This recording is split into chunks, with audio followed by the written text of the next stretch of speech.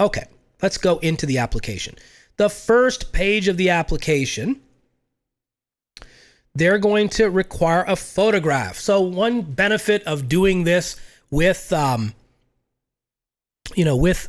a software like Adobe DC or something like that is that, you can basically fly it in, copy and paste it and stick it right there. So just as for illustrative purposes, I went ahead and did that. Now I'm going to select the fill and sign option here on the software, which allows any space to be able to enter information into. So your photograph has to go here. Then you guys can start filling this out. So with my salesperson's candidates, you're applying for a salesperson's exam. So we just put a little mark there. If you're a broker, then you fill out the top portion. Social security number, just putting in a dummy account there. Date of birth, whatever, you're going to put in there. Say I'm really young. And then let's say you put in, the gender. You can prefer not to answer that question. And you put your little markation there and you're good to go. Then you're going to type in last name, put in your first name, any middle initial, if you're a first, second, third, if you're second, third, fourth, that kind of thing, you can put that in here.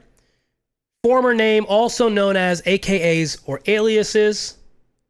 Then your building number, your street address, if there's a PO box, city, primary phone number, mobile. Now the email address, this one is super important. So make sure your email is very legible. That's not my real email address, but you get the point. And then your preferred method of communication. I would always select email. Obviously, you could, if you want, postal mail. But, my suggestion would be email. That might be the fastest way to do it. All right, so that's your first page of the application, basically filled out with the photograph, don't forget. Then we go to the page 2. Page 2 is pretty easy. Educational requirements for my salesperson candidates. That's the 40-hour approved program. Okay, so you're taking that one. Work experience requirement. It says here NA for you guys, for salespersons. And then if they're doing some sort of educational waiver, if you're coming in from another state with, reciprocity or something like that, then you can always do that. But you have to get that approved with the real estate boards here. Then you go through this, yes, no. Has a licensing certification board in the United States or any other country or foreign jurisdiction taken any disciplinary action against you? And obviously these are, the more no's, the better, right? Obviously. If are you subject to a pending complaint that may result in disciplinary action? Have you ever voluntarily surrendered or resigned on a license? Have you ever applied or been denied a professional license in the United States? Have you ever been admitted to or been convicted of a felony or misdemeanor? Now, you have to answer these honestly. So the answer is yes, then you do need to answer. You can't hide this. If they find out, they will not license you, and you could be fined for lying. It's a penalty. So you want to make sure that you're very honest about this stuff. So here, no.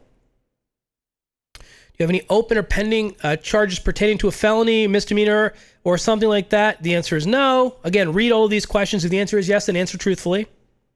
If you don't know what to answer, or if there was a sealed record when you were a juvenile or something like that, then the real estate licensing board has documentation that if you went to their website, we actually post ours as well.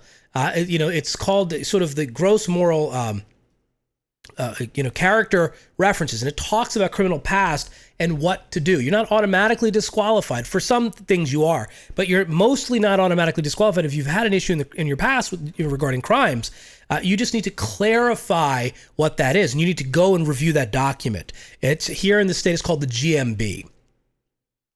You're going to go through and you're going to sign. Okay, so then you're going to add your signature, and then you're going to date. Again, I'm just showing you this so you know exactly what to fill out.